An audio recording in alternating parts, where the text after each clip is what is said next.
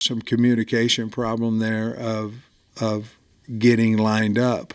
So once that happened, we decided just to kill it. I think it was on that drive. I don't think it was at the half, but so we decided to kill it. So we wasted 15 seconds from the time the play before started to the time the other one was snapped. Probably 7 is probably what we wasted where we could have snapped the football. 7 crucial seconds at that point in time. And then there at the very end of the game, we had 12 seconds left, and we could have got, when you're concerned about distance, for kicking a ball, you're trying to get as much as you can, but you're also trying to give an opportunity to kick it. And again, we were very slow with our operation on that and almost ran out of time.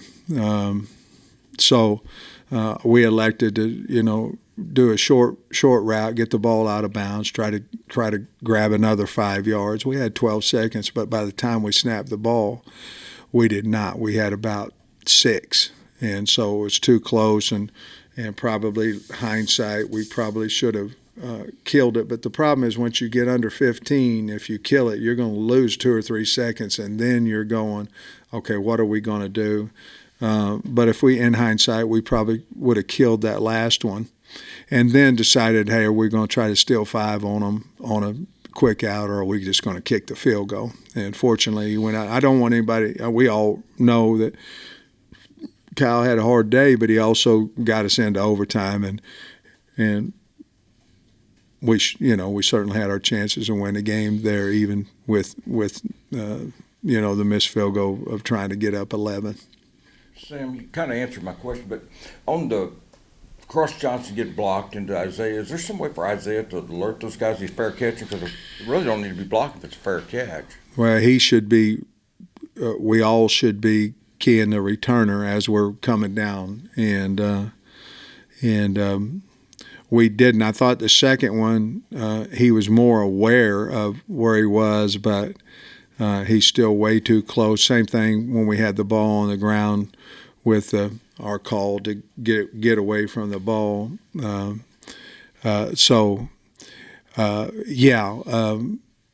returner will make a call that lets them know that he's fair catching it.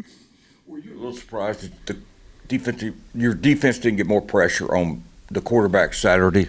I think if you talk about the game and you're going, okay, where defensively, where can we can get better everywhere, but you're going, what happened? We didn't get to him. Now, part of that is they've got a good protecting offensive line, but we've got to be better than that. The guy was pretty clean for the entire game. Now, going into the game, we said that he gets rid of the ball extremely fast, so we said, hey, don't get frustrated if we can't, if we're not tagging him, if we're not sacking him. But he held the ball. We also said the first game that he held the ball a lot longer than what he ever did last year. So we thought, well, maybe we can get there because he's not throwing it so fast. That's one area, and I've already addressed that with Deke and yesterday, that we've got to win one-on-ones up front, and we did not on Saturday. I think Sorey and TJ probably had a mistake or two along the way in the game, but do you feel like overall, they had 25 tackles between the two of them. Were you pretty pleased with those two guys? Very pleased, both of them. And TJ Metcalf has just continued to get better and better and better, and he is a great tackler. He had some open field tackles that, a lot of guys don't make. Sorey was everywhere. Now, he did make some mistakes. But he was everywhere, fast, running down guys, played physical, missed a tackle here and there. We're going to do that. But he's a really good player, really good. Both of them. Sorey's can be really, really good. It looks like UAB wants to do the quick pass game too, pretty much get that guy in a rhythm. What did Monroe do that kept them from maybe finding their rhythm? Well, I think if you look at it, the first game, Alcorn. They were what I thought they were going to be from last year. 3 and 4 wides, bunches, jet sweeps, and then going against Monroe, they were more of a power running team, big sets, tight ends, multiple tight ends, and then after that didn't seem to work as good, then they went back to their dink and dunk and screens and bubbles but I felt like watching the game, it was almost 2 separate type offenses, one from the first game and one from the second game.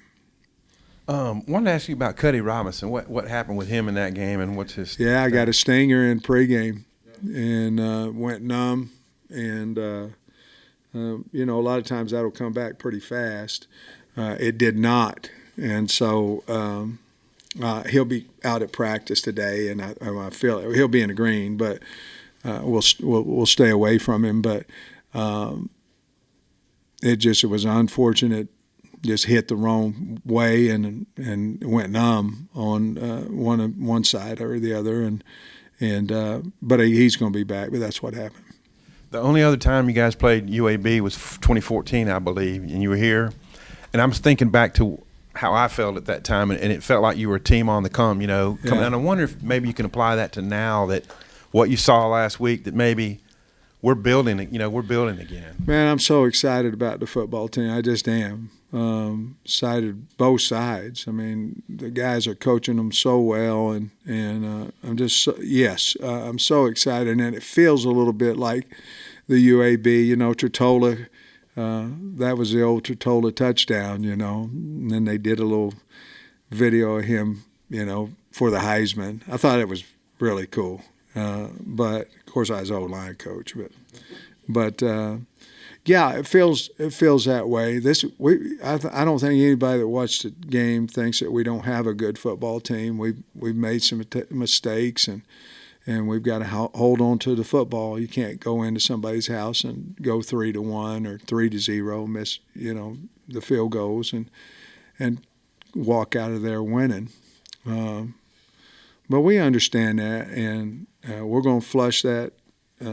After the tape today and head towards UAB. But yes, I feel as good about this team as I have any, and we'll see what comes in weeks to come. But yeah, to answer your question, yes. We saw Hudson Clark go to the locker room pretty early. Yeah. Just what's his status? Back. He hurt his back. He did come back and played special teams, but he didn't. I don't think he felt well enough to play defensively, but he did play on kickoff and kickoff return and a few reps on field goal block. But he's got a sore back, and we went to get an MRI today. As of this time, I haven't got the results of that, but he came in for treatment yesterday, and I love the kid. I mean, he was playing really well too on defense. Had a really nice pass breakup, but we'll see. Thank you for asking, but we'll see. Are you still optimistic about getting Kudus back in the next few weeks, or where's he at? I'm an optimist. I don't know if I'm optimistic about him getting back anytime soon. I don't believe he'll play this week, to be honest with you. Let me think about some other injuries real quick before you ask me. It was a physical game. We were beat up a little bit, but I can't think of anybody besides the one y'all's asked me about that I don't think will be ready to play on Saturday. JJ with the cramps, he'll be good to go. Jackson. Yeah, he'll be fine. He did. I thought he would IV after the game and all that, but he didn't. So. He'll be fine. How much did that hurt you in the second half, Coach, having to go away from a little bit of the physical game you were using in the first half, and you didn't have him in overtime? Well, anytime you have a back that's, I don't know what he's averaging. He's probably averaging 7 yards a carry. That's a big physical guy that can run over you, make you miss. Obviously, you want your number ones in the game when a game's on the line, but we're comfortable with our other backs as well. We didn't get Braylon in. We've got to do that. We got to get him in the game early. I was going to ask if Dabinian might be back in the mix for you soon too. That was the last one. Well, he's got to practice. He hadn't practiced as well, and he has to practice. And he's healthy right now, and so if he practices well, he'll certainly be in the mix.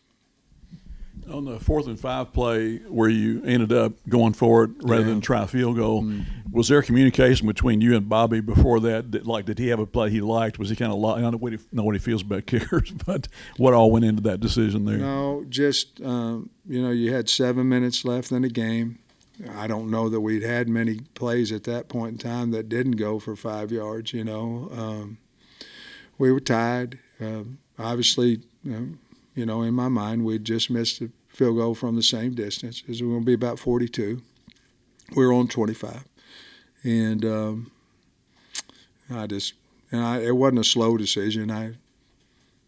I was thinking about it. Now, the only thing I didn't do, I didn't tell Bobby he had 2 plays.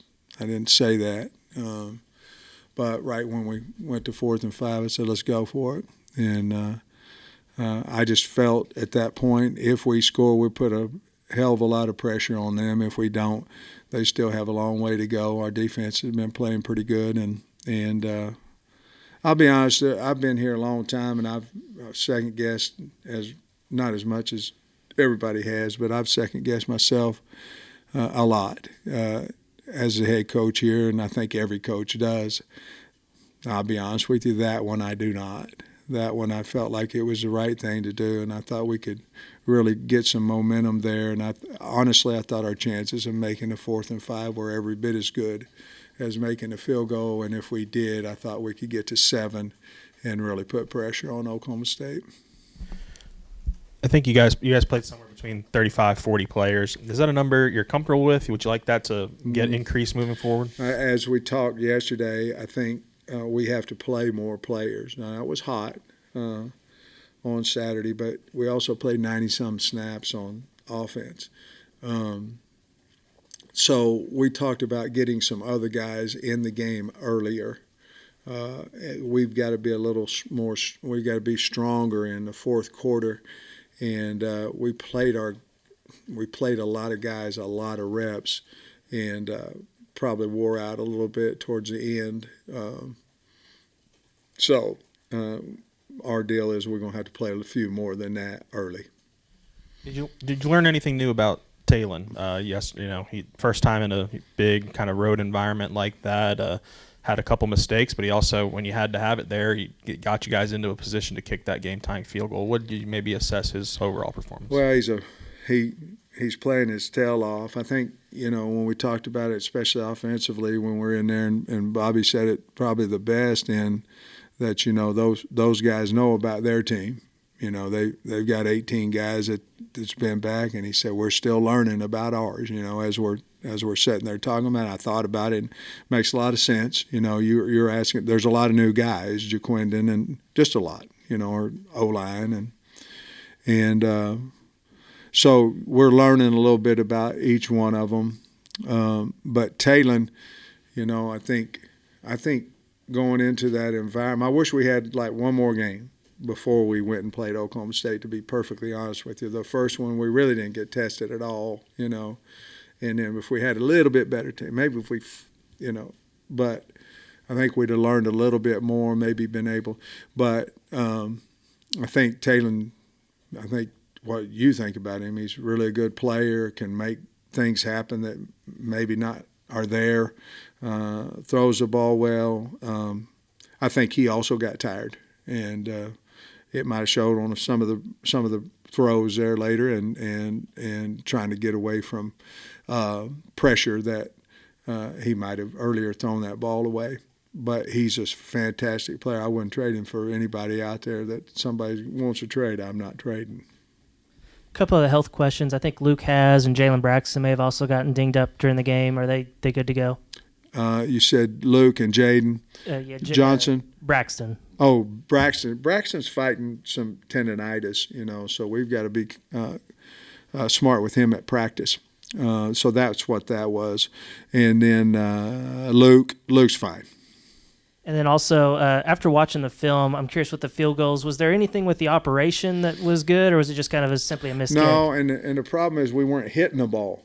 If you hit a ball, it goes, like that, and if you miss it, it goes, and we weren't hitting it, and that's probably played into it a little bit more than even right or left. If you're not hitting it, you got more problems than just direction, and we just weren't hitting the ball. And you mentioned the issue with the snaps after the game. I'm curious, after watching the film, was there anything you noticed with that? And is that something that's flared up at all in practice? No, it was low and hard. It was low and hard. And Taylor, if you ask him, he'd probably say it was his fault. You know what I mean? Because that's who he is. But it's hard to catch. You're 6'7", and try to catch a ball below your knees humming at you. It was low and hard. We've got to get that corrected, because that, to me, stalled a drive as much as Oklahoma State's defense did. Landon's off to a little bit of a slow start. Were they doubling him a lot, or what's going on with Landon? I think what's happening with him, I think you're seeing that he's getting chipped a bunch. This team slid to him a lot in pass protection, which means you basically are double teaming him. When they didn't, they were coming off and chipping him. So until somebody else sparks, the people going, man, I got to really worry about that guy.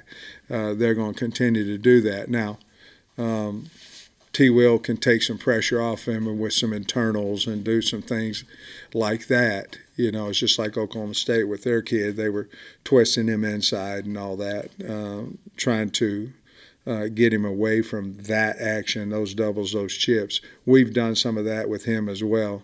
But he's played really good defensive against the run. He just hadn't got to the quarterback yet, but I think that's coming. Coach, you got Andrew Armstrong back, just having him back in the lineup and being able to use him as a weapon. And then there were a couple throws with Talon where he put it high for those guys to go up and get, which was really impressive. Just how has that worked with those wide receivers? I think you see the trust that, developed from spring ball, summer, preseason, before Andrew, pulled his ham a little bit. And I think you saw that come out. Armstrong's a really good player. Talon is too. But, quarterback receivers have that relationship of, okay, I'm going to get open so you can throw it to me. And I think that's what they have. The great thing about Andrew, I thought he ran exceptionally with the ball in his hand. And he ran really good routes to get open. And he caught the ball, extremely well. So I was real proud. It was a big day. I think it's 10 catches for 160-some. I think Burks was a guy who did better than that maybe 2 and 3 years ago. But he had a great game. And you asked me something else too. I'm sorry. Oh, no, just being able to kind of put it up there. Yeah. I mean, Talon at times, we expect him to complete every pass. The NFL guys don't do that, but he completes a bunch, and some of his throws are fantastic. And like I say, I wouldn't trade either one of them, though. But I'm not going to trade the quarterbacks. We're about 650 yards a game, and he's really doing a nice job and knows where to throw the football. Going back to looking at some of the tapes when you looked at it, there were a lot of big second and longs, third and longs that you guys converted. Big. The protection was pretty good. Our protection broke down when we went empty or when they went total. And we had a really good game plan going into the game against total blitz. And then we checked, and then they bailed on us one time where Talon just made it happen. He went to the right, and I think it was Andrew that he hit.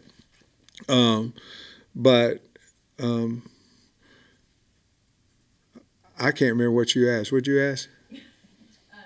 Just converting third down. Yeah, but we've done that all year. The biggest one was Tesla's to me.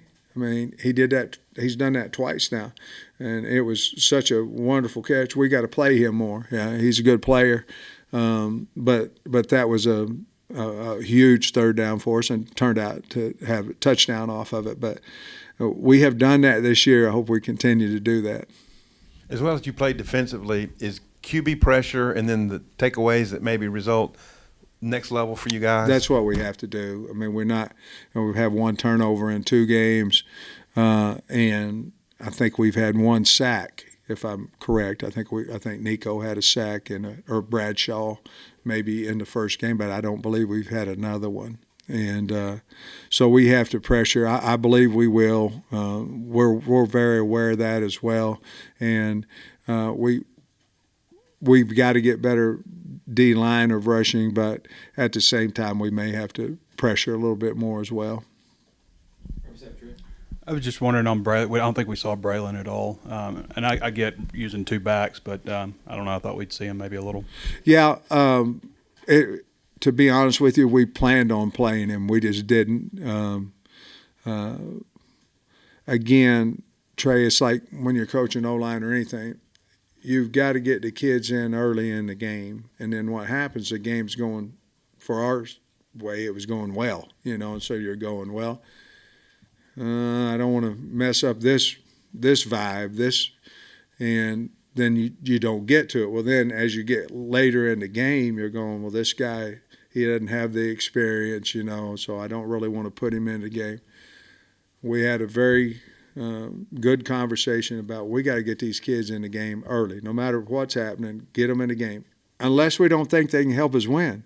But if we think they can help us win, we have to get them in the game. And then based off the performance of where they're at in the game, what they did, then you'll feel more comfortable. Either you'll know, let's put him back in there, or, man, he's not ready yet. Let's get another week of practice, see where he's at. And that's really what happened with Braylon. And but I believe in him. We just got to get him in the game faster so we can rest JJ some, and more than just with Rodney, and bring a bigger one in there. And that's what happened. It looked like Jaquinham, like maybe right around mid third quarter, looked like he started when the cramps started. What did you guys identify on that, and just what do you do to avoid it? Just as much water as possible. Well, everybody will tell you about 48 hours before the game you have to start hydrating like a son of a gun. It was hotter than what we thought it was going to be, but that has nothing to do with that.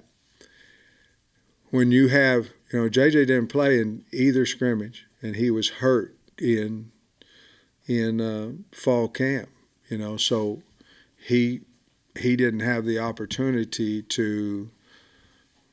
There's such thing as shape and then football shape, and then you guys know, look, a lot of athletes in here, you played football and then you went to basketball. Well, you thought you were in shape and then you weren't whenever they did them gassers.